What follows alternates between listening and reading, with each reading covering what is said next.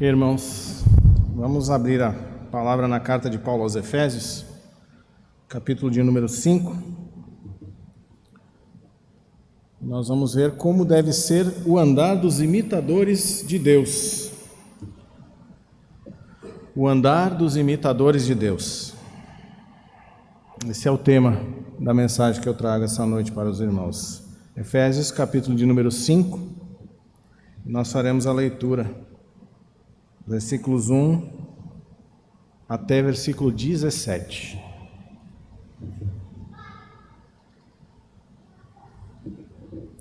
A Santa Palavra de Deus diz assim: Sede, pois, imitadores de Deus, como filhos amados, e andai em amor, como também Cristo nos amou e se entregou a si mesmo por nós, como oferta e sacrifício a Deus em aroma suave. Mas a impudicícia e toda sorte de impurezas ou cobiça nem sequer se nomeie entre vós, como convém a santos. Nem conversação torpe, nem palavras vãs ou chocarrices, coisas essas inconvenientes. Antes, pelo contrário, ações de graças. Sabeis, pois, isto: nenhum incontinente, ou impuro, ou avarento, que é idólatra, tem herança no reino de Cristo e de Deus. Ninguém vos engane com palavras vãs, porque por estas coisas vem a ira de Deus sobre os filhos da desobediência. Portanto, não sejais participantes com eles. Pois outrora erais trevas, porém agora sois luz no Senhor. Andai como filhos da luz. Porque o fruto da luz consiste em toda bondade, justiça e verdade, provando sempre o que é agradável ao Senhor. E não sejais cúmplices nas obras infrutíferas das trevas, antes, porém, reprovai-as. Porque o que eles fazem em oculto, o só referir é vergonha. Mas todas as coisas, quando reprovadas pela luz, se tornam manifestas, porque tudo que se manifesta é luz. Pelo que diz: Desperta, ó tu que dormes, levanta-te de entre os mortos, e Cristo te iluminará. Portanto, vede prudentemente como andais, não como necios, e sim como sábios, remindo o tempo, porque os dias são maus. Por esta razão, não vos torneis insensatos, mas procurai compreender qual é a vontade do Senhor. Amém. Até aqui. Vamos orar mais uma vez? Bondoso e soberano Deus, com a Tua palavra diante dos nossos olhos agora e lida, ó Pai amado, nós queremos Te pedir que Tu estejas abençoando nossas vidas, edificando-nos, ó Pai amado, exortando-nos conforme a Tua vontade, para que sejamos, ó Pai amado, despertados, para que possamos levantar, ó Pai, e fazermos e vivermos a vida que Tu requeres de nós, ó Pai. Nós precisamos de Ti e é a Ti que nós clamamos, ó Pai, em nome de Cristo Jesus. Amém. Meus irmãos, como os irmãos devem saber, já a carta de Paulo aos Efésios é uma carta muito bem dividida, né? Ela tem 6 capítulos, sendo 3 capítulos bem doutrinários, teológicos, e 3 capítulos, os 3 finais, completamente práticos, muito práticos, né? E o texto que nós acabamos de ler está nessa seção final, essa seção da parte prática. A carta foi escrita porque a igreja de Éfeso enfrentava um problema, que era uma heresia que havia se infiltrado na igreja, e essa heresia era uma mistura de judaísmo com religiões ocultas, com gnosticismo, essas coisas assim malucas, né? Fora da casinha, como a gente usa o termo aqui. Paulo, para combater essa heresia, o que ele faz é mostrar aos cristãos de Éfeso, aos irmãos de Éfeso, que o que eles têm, as riquezas que eles têm em Cristo Jesus. E por isso ele começa já a carta louvando a Deus, magnificando a Deus e levando o povo a adorar a Deus pelas bênçãos que eles recebem em Cristo Jesus, as mais preciosas bênçãos celestiais. E aí ele vai enumerando, até o capítulo de número 3, muitas dessas bênçãos, através da doutrina, através da teologia. Do capítulo 4, 5 e 6, ele começa a colocar aquilo tudo que ele já disse, agora de forma prática, para que a igreja aprenda. Nós temos aqui aquilo que nós podemos dizer que é a entrada no cerne da questão prática da carta, que é como nós devemos andar, como deve ser a vida de um cristão. E Paulo inicia dizendo que nós devemos ser imitadores de Deus. Sede, pois, imitadores de Deus como filhos amados. A imitação, como deve ser a imitação? Em primeiro lugar, nós devemos compreender, que quando nós falamos do tema de imitar a Deus, nós devemos evitar alguns extremos, alguns perigos. O primeiro perigo é a teologia de que o homem é um semideus, O homem fala e ele tem poder nas suas palavras, como se ele pudesse colocar Deus, encurralar Deus em um canto e obrigar Deus a agir por ele, através da sua palavra. Esse é um grande perigo que nós corremos quando falamos nesses termos. Não é disso que nós estamos falando, não é disso que Paulo está falando aqui na carta. Outro perigo é a teologia da ideia de que Deus é um ser em desuso, ele já não tem mais utilidade, nós temos que fazer tudo por aqui mesmo, nós andamos e fazemos as coisas por aqui porque Deus se ausentou da sua criação, está ausente dela. Também não é disso que nós estamos falando aqui. É certo que nós devemos ser imitadores de Deus, afinal, Paulo coloca essa frase como um imperativo no início do texto. Mas é certo também que em alguns aspectos nós não podemos imitar a Deus. Nós não podemos imitar a Deus, por exemplo, na sua soberania. Nós não podemos imitar a Deus na sua onipotência, na sua onipresença, na sua onisciência. Nós não podemos imitar a Deus nesses seus atributos. Nem na criação, nós não podemos criar como Deus cria do nada, criar as coisas. E nós também não podemos imitar Deus na redenção. Quem salva é Deus, quem redime o pecador é Deus. Nós não somos capazes de redimir nem a nossa própria vida, quanto mais a vida dos outros. Mas em que aspectos, então, Paulo está falando de imitação? A imitação como a imitação de um filho, quando ele imita um pai. Eu quero aqui lembrar de uma ilustração de um filho que bem cedo, de manhã, gostava de acordar junto com o pai. O pai acordava cedo no campo e o pai se levantava, tomava o seu café, fazia o seu devocional a Deus, pegava as suas botas, os seus equipamentos e ia para o campo alimentar os animais. E no inverno, na América, nos Estados Unidos, neva muito. Então ele vai com aquelas galochas, aqueles baldes de comida, água para os animais, caminhando na neve, a passos largos na neve. E aquele menino olhando pela janela, olhando o pai fazendo aquela caminhada e pensando, um dia eu quero fazer essa caminhada como meu pai faz, eu quero fazer o que meu pai faz. Até que ele toma coragem, num dia ele levanta com o pai, acompanha o pai no seu café, na sua devocional, coloca também as suas roupas, suas botas, pega também seus baldes e sai atrás do pai. E o pai caminhando a passos largos na neve, e a criança atrás, o filho atrás. Mas o pai é homem adulto, forte. O menino ainda é um menino, uma criança pequena. Os baldes são pesados para ele. Os passos do pai são muito largos para ele. Mas ele quer pisar exatamente nas pegadas do pai. E ao tentar fazer isso, ele abre demais o compasso, acaba caindo, deixando cair a água, a comida dos animais. Mas ele levanta e continua pisando firme atrás dos passos do pai.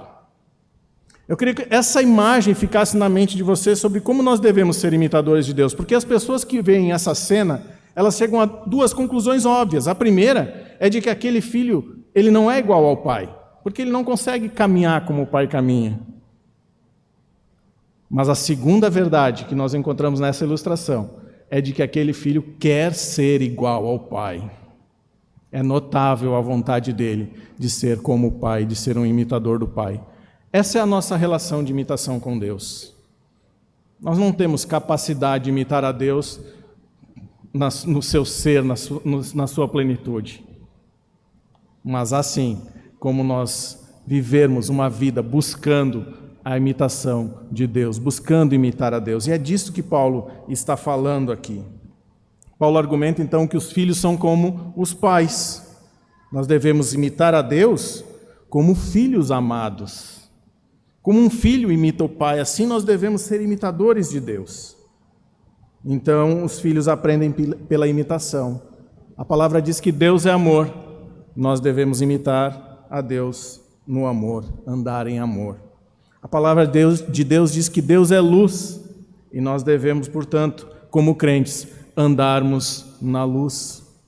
A palavra de Deus diz que Ele é a verdade a sabedoria, e nós devemos imitar a Deus em verdade e em sabedoria.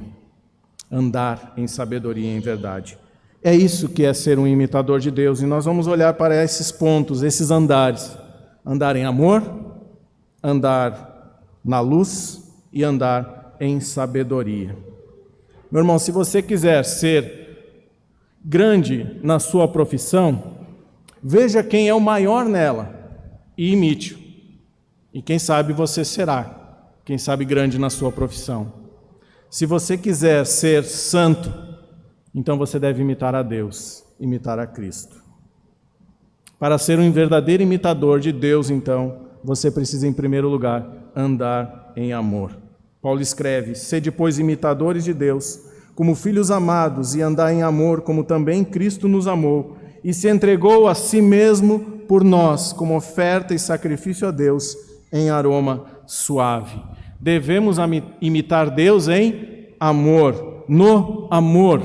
E como é esse amor? O que denota essa frase? Imitar a Deus no amor, andar em amor como Cristo andou em amor. Em primeiro lugar, de que isso é um ato habitual, denota um hábito, é um andar, não é algo que esporadicamente acontece, não é algo que de vez em quando nós manifestamos o amor de Deus.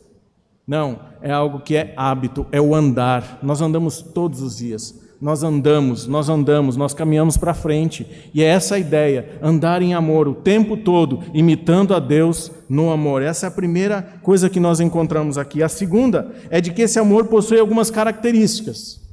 Qual é a primeira característica que o amor de Deus nos apresenta? O perdão. Deus amou-nos e nos perdoou. E assim também nós devemos amar e perdoar. Toda vez que eu falo sobre o amor de Deus e como ele deve se expressar nas nossas vidas, eu uso a mesma ilustração e talvez vocês já tenham ouvido eu falar dela aqui. O amor de Deus desce verticalmente de Deus sobre nós. E quando ele se choca conosco, quando esse amor entra nas nossas vidas, nós somos tomados de tal forma como se fosse uma bomba atômica, aquela explosão que desce na vertical e se espalha horizontalmente por todos os lados. O amor de Deus deve fazer isso com a nossa vida. De forma que se você diz que é amado por Deus, que é perdoado por Deus, mas você não é capaz de amar e perdoar os que estão ao seu redor, alguma coisa errada está nesse seu perdão que você recebeu de Deus. Porque aqueles a quem Deus muito perdoa, e essas são palavras do próprio Cristo, aqueles a quem Deus muito perdoa, muito perdoam também. E nós fomos muito perdoados por Deus. Por isso nós devemos andar em amor. Primeira coisa é que esse amor, ele perdoa.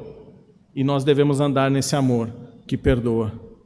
Amar o nosso próximo e perdoar o nosso próximo. Amar o nosso irmão e perdoar o nosso irmão. Perdão deve fazer parte do andar em amor. E isso é importante que nós compreendamos. Segundo, é que esse amor que é expressado através do perdão, ele é sacrificial.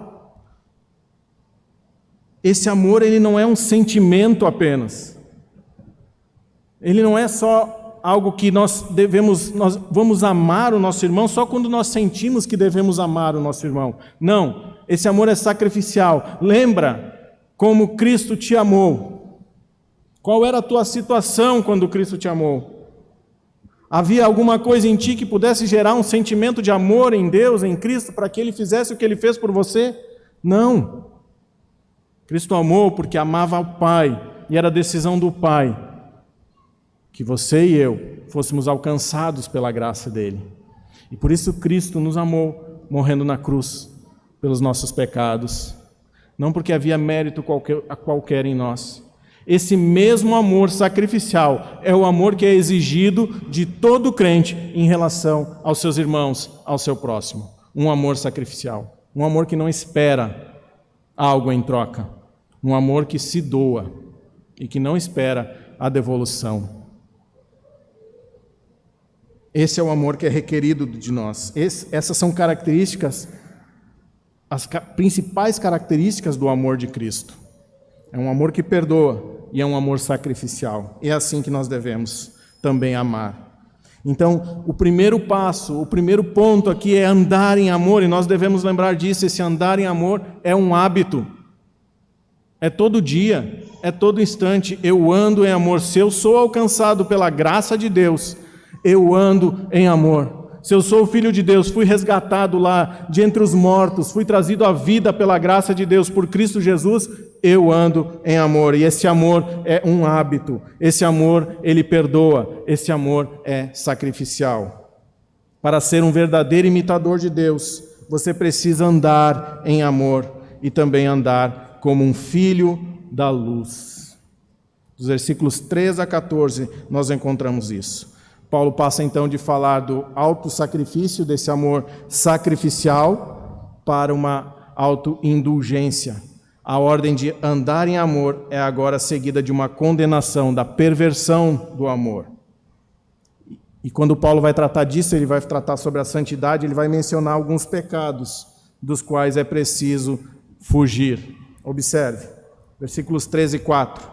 Mas a impudicícia e toda sorte de impurezas ou cobiça nem sequer se nomeiem entre vós, como convém a santos, nem conversação torpe, nem palavras vãs ou chocarrices, coisas essas inconvenientes, antes, pelo contrário, ações de graças.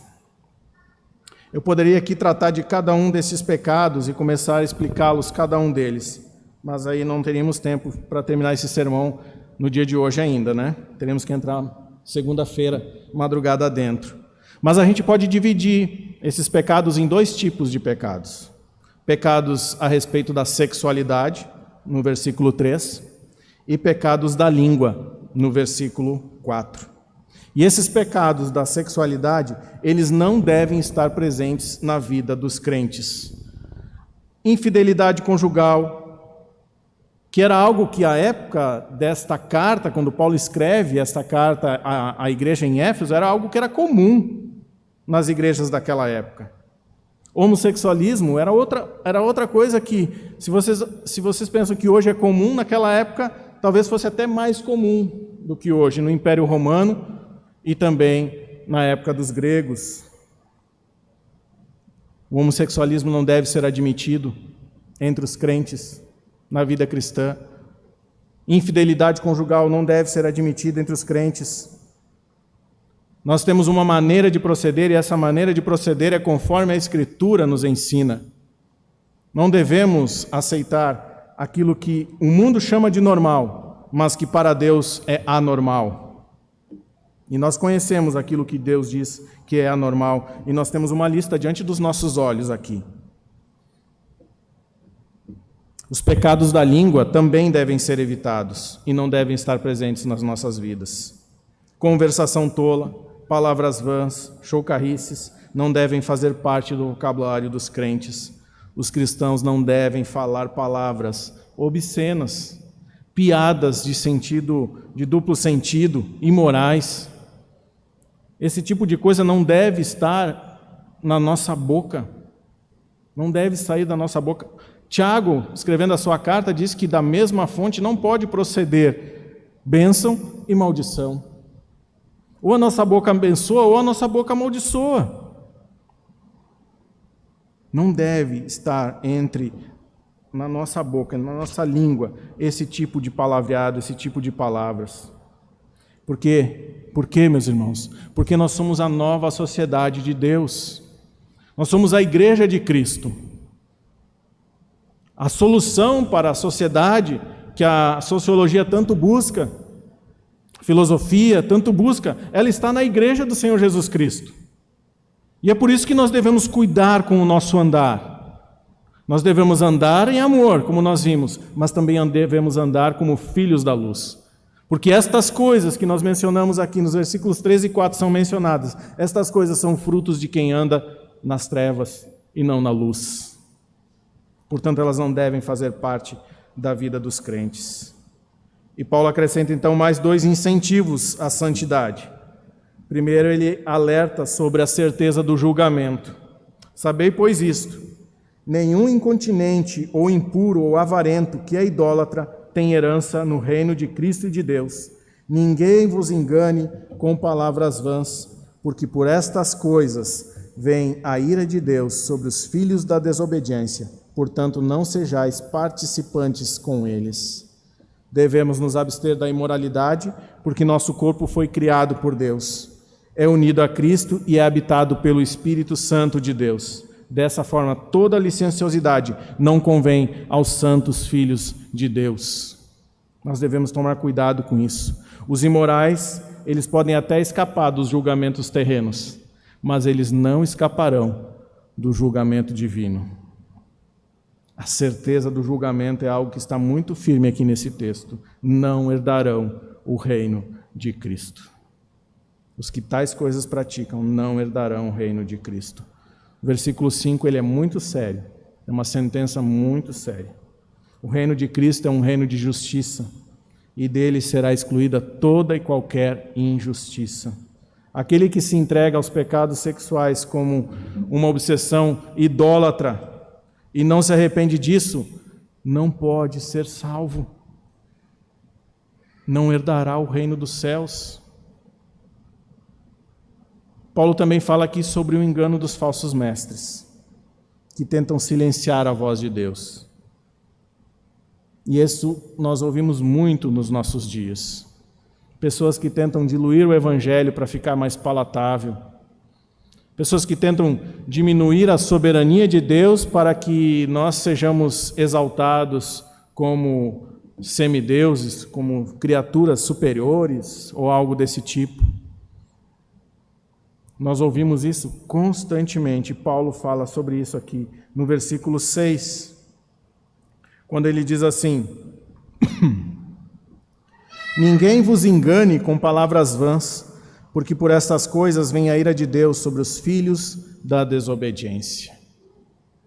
As palavras vãs a que Paulo se refere aqui são as palavras daqueles falsos profetas que havia em Éfeso, que pregavam um evangelho diferente do evangelho que Paulo pregou ali. E Paulo está dizendo: ninguém vos engane com essas palavras vãs. Porque o que esses gnósticos ensinavam? Que o que tinha valor mesmo era a espiritualidade, é o espírito. E que o corpo, como ele é matéria, e matéria não tem valor nenhum, não precisa tomar cuidado dele. Então você pode entregar o corpo à imoralidade sexual e viver a vida do jeito que quiser com o seu corpo, desde que espiritualmente você esteja ligado a Deus. Veja o perigo dessa doutrina e o quanto ela é enganosa. E Paulo está dizendo àquela igreja: ninguém vos engane com palavras vãs, porque isso não convém aos filhos da luz. Porque aqueles que andam na luz não têm esse tipo de prática, não praticam estas coisas. Paulo exorta também os filhos de Deus a evitar a companhia dos impuros, porque o reino de Deus é justo e a ira de Deus sobrevirá aos injustos. Os cristãos, então, eles não devem ser participantes com eles. Paulo não está proibindo, por exemplo, você de conviver com pessoas que não conhecem a Cristo. Afinal, quem você evangelizaria se você não tem nenhum tipo de convivência com alguém que não conhece a Cristo? Não é isso que ele está falando. O que ele está falando é de não ser parceiro deles nos seus pecados. E, meus irmãos, ser parceiro de alguém no seu pecado não é simplesmente quando você pratica o pecado com ele junto, mas é também quando você tem uma amizade, uma grande amizade, que não conhece a Cristo e que ele sequer ouve da sua boca falar de que Cristo é a solução para os problemas dele. Você também se faz participante dos pecados dele quando você não afronta os seus pecados, quando você não confronta os pecados do seu amigo, que não é crente. Essa é uma questão importante de nós entendermos também, porque nós não somos alienados, nós vivemos nesse mundo e nós temos pessoas ao nosso redor que não conhecem a Cristo e que são queridas, que nós amamos, parentes, amigos, colegas de trabalho, muita gente nós conhecemos assim, mas nós só temos relacionamentos fraternos com essas pessoas porque a nossa motivação é de que a graça irresistível de Deus alcance o coração deles. Porque se você não tem isso no seu coração em relação à sua amizade com alguém assim, você está fazendo um desserviço para aquela pessoa. Porque você é amigo dele. Eu nunca vi um amigo, ou dois amigos caminhando num deserto. Imagine isso, dois amigos caminhando num deserto, os dois morrendo de sede, e um deles tem uma garrafinha de água na cintura. E de vez em quando, escondidinho, ele dá um golinho na água, e o amigo dele morrendo de sede do lado, e ele não dá água para ele. Você já viu alguma cena assim? Você consegue imaginar um amigo agindo desse jeito? O que o amigo faz? O amigo compartilha, mesmo que seja pouco. Nem que seja um gole para cada um daquela água, ele vai compartilhar aquela água com seu amigo, porque ele ama o amigo. Agora nós temos Cristo. Ele é o nosso Senhor, Ele é o nosso Salvador, Ele transformou a nossa vida. Como é possível que nós convivamos com pessoas que nós dizemos ser amigos deles, se nós não compartilhamos o Evangelho de Cristo com eles? Talvez, se agimos assim, sejamos amigos da onça e não amigos de verdade. Por isso que Paulo está falando aqui é de evitar a companhia dos impuros, no sentido de não sermos participantes com eles nos seus pecados. Lembram do Salmo 1, aquele que não se assenta na roda dos escarnecedores. Segundo lugar aqui, Paulo também fala sobre o fruto da luz. E 3 são as responsabilidades decorrentes desse conceito de que os crentes são luz no Senhor. A primeira, que nós temos que andar como filhos da luz, que é o que nós estamos vendo. Pois outrora ereis trevas, porém agora sois luz no Senhor. Andai como filhos na luz. Antes não apenas nós estávamos nas trevas, mas nós éramos trevas. Outrora éreis trevas. Agora nós não só estamos na luz, mas nós somos luz. Deus transformou a nossa realidade, de tal forma que nós devemos viver agora de acordo com o que nós somos hoje, transformados, filhos da luz, luz.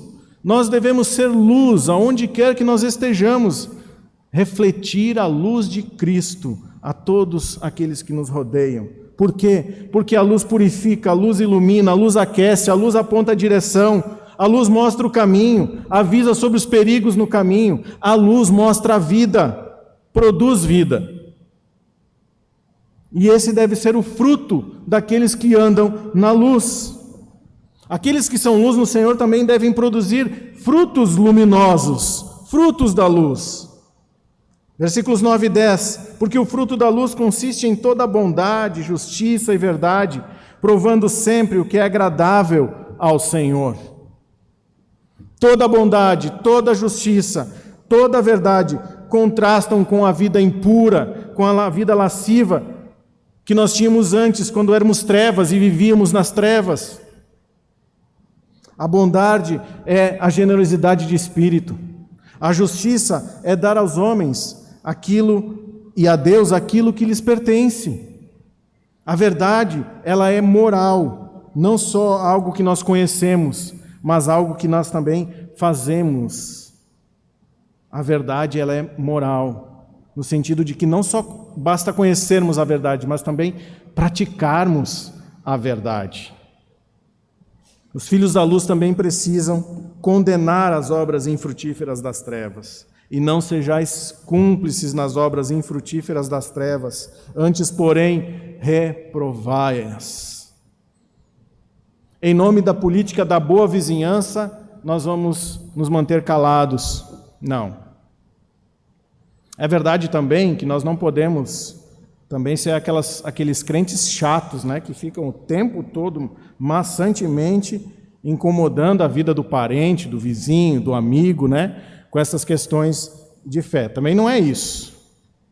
Também não vem a ser esta a questão.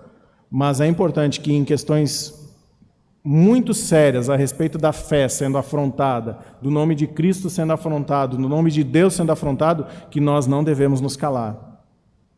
E diante das obras infrutíferas das trevas, nós também não devemos nos calar, mas antes reprová-las e mostrar a reprovação das Escrituras destas obras infrutíferas das trevas. Estas coisas não são condizentes com a vida de um cristão. Essas coisas não são condizentes com a nossa vida. Precisamos não ser cúmplices, mas reprovar, ou seja, desmascarar o que essas obras são, trazendo-as para a luz. Veja bem, nós não reprovamos as obras das trevas por aquilo que nós sabemos a respeito das coisas, mas nós pegamos as obras das trevas e trazemos para a luz da palavra de Deus, e a luz da palavra de Deus irá reprovar essas obras. É isso que nós devemos fazer. Porque o que eles fazem em oculto, o só referir é vergonha. As obras das trevas são muito más. Paulo diz que só se referir a elas já é algo que é vergonhoso. Quanto mais praticá-las ou ser participantes dela. Esse é um grande problema. E o pecado não pode ficar oculto diante da luz, por isso devemos trazer estas obras à luz. Paulo fala no versículo 13, mas todas as coisas, quando reprovadas pela luz, se tornam manifestas, porque tudo o que se manifesta é luz. E o versículo 14, Paulo conclui assim, pelo que se diz, desperta, ó tu que dormes, levanta-te de entre os mortos e Cristo te iluminará. Meus irmãos, vocês já observaram que nós estamos na carta de Paulo aos Efésios, e no capítulo de número 2, ele começa no primeiro versículo dizendo assim, ele vos deu vida, estando vós mortos nos vossos delitos e pecados. Nós estávamos mortos nos nossos delitos e pecados, essa era a situação de todos nós. E Cristo nos dá vida, nos traz a vida, porque um morto não pode dar vida a si mesmo, ele está morto. Cristo nos traz a vida, nos dá a vida, da morte para a vida. E agora nesse capítulo 5, quando ele está falando sobre os cristãos que são concedendo espaços para os pecados, concedendo espaços para o inimigo agir nas suas vidas, ele os chama, desperta, ó tu que dormes. Mas observa, aonde é que esses crentes estão dormindo? Levanta-te de entre os mortos, e Cristo te iluminará. Meu irmão, agora você não está morto, se você está agindo desse jeito. Se você tem vivido uma vida assim, uma vida concedendo espaços ao pecado, dando espaços ao inimigo para que você vá se afastando de Deus e da vontade de Deus, você não está morto, mas você está dormindo entre os mortos. E hoje Cristo está dizendo, desperta, ó tu que dormes. Desperta, ó tu que dormes. Não dê espaço ao pecado. Não brinque com o poder do pecado. Não se considere mais forte do que o pecado, porque você não é. Eu tenho um ditado que eu carrego para a minha vida, que é que se eu não quero escorregar, eu não caminho sobre o limo. Eu posso dar até 2, 3, 4 passos sem escorregar no limo, mas é probabilidade matemática de que eu vou acabar escorregando no limo. Meu irmão, não brinque com o pecado. Cristo está te chamando hoje, desperta, ó tu que dormes, levanta-te de entre os mortos e Cristo te iluminará. Se lá, quando nós estávamos mortos, era necessário que Cristo nos trouxesse a vida e nos levantasse de entre os mortos. Agora, se nós estamos nessa situação, é nossa responsabilidade nos levantarmos. Cristo nos desperta, nos chamando, desperta, acorda. Palavras como a que nós estamos lendo hoje são palavras que fazem isso conosco, nos despertam para a realidade da vida. E é nossa responsabilidade agora nos levantarmos de entre os mortos e andarmos em amor e andarmos como filhos da luz. A nossa condição anterior em Adão era de mortos espiritualmente. E agora em Cristo nós somos trazidos à vida. Mas infelizmente há muitos de nós que estão vivos, mas estão como mortos, dormindo entre os mortos. Já viram aqueles filmes de guerra, onde depois de um batalhão guerreando contra o outro, assim, ficam aqueles homens mortos no chão, e vem alguns soldados e eles vão balançando os corpos no chão com os pés assim para ver se o cara ainda está vivo para terminar de matar. E muitos estão vivos, né? E dão aquela mexida assim. É mais ou menos isso que nós estamos, quando nós estamos nessa situação, nós estamos vivendo. Aquele bando de mortos e nós estamos ali entre eles, dormindo, vivos, mas dormindo entre eles. Para ser um verdadeiro imitador de Deus, você precisa andar em amor, andar como filho da luz e também andar em sabedoria. Versículos 15 a 17, Paulo apresenta isso, dizendo: portanto, vede prudentemente como andais, não como nécios, e sim como sábios, remindo o tempo, porque os dias são maus. Por esta razão não vos torneis insensatos, mas procurai compreender qual a vontade do Senhor. Há várias razões aqui para nós andarmos de forma sábia. Primeiro, a vida é curta. A vida aqui na terra é curta. E se ela é curta, nós precisamos andar em sabedoria. Segundo, é que a vida é curta e os dias são maus. Se a vida é curta e os dias são maus, nós precisamos ainda de mais sabedoria para andarmos na terra. Terceiro, Deus nos deu uma mente. Deus nos deu um aparelho cognitivo chamado cérebro que pode pensar, que não age somente por instinto. E por isso nós devemos andar em sabedoria. E mais, como o pastor disse antes para os familiares do presbítero Rafael e da Nadiane, Deus tem um plano para a nossa vida. Parte A do versículo 17, por esta razão, não vos torneis insensatos, mas procurai compreender qual a vontade do Senhor. Deus tem uma vontade para a nossa vida. Deus tem um plano para a nossa vida. As pessoas sábias tiram o maior proveito do seu tempo. Essa é uma grande verdade. Paulo diz: vede prudentemente como andais, não como nécios, e sim como sábios, remindo o tempo, porque os dias são maus. E o verbo remir, que Paulo usa aqui, ele quer dizer comprar de volta. E tem o sentido aqui de tirar proveito do tempo, né? Comprar de volta é tipo não perder tempo, não gastar tempo. Já é pouco, a vida já é curta, os dias são maus. E o tempo que nós temos, muitas vezes, é perdido em coisas vãs, sem valor eterno nenhum. John Piper já disse, né, que as redes sociais têm uma grande finalidade, que é tornar os homens indesculpáveis diante de Deus no dia do juízo, de que não tiveram tempo para Deus. Porque se tem algo que tira o tempo do homem moderno, são as redes sociais. Orar por 15, 20 minutos é um tormento. Mas passar 2 horas na frente de um celular, virando telinha, vendo coisa que não tem valor nenhum eterno, não tem problema. É um deleite, é um prazer. Nós devemos remir o tempo, remir o nosso tempo, comprar de volta, aproveitar o tempo ao máximo. O cristão deve usar o seu tempo com sabedoria. Assim como ele deve usar o seu dinheiro com sabedoria, assim como ele deve usar as suas habilidades com sabedoria, ele deve usar o seu tempo com sabedoria. E não deixar que Satanás retire esse tempo precioso e curto que nós temos, para que nós gastemos em coisas que não nos levam a nos aproximarmos de Deus. Nós devemos remir o nosso tempo.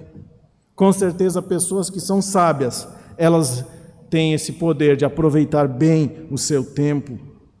Pessoas sábias têm consciência de que o tempo é um bem precioso. Tempo é um bem precioso.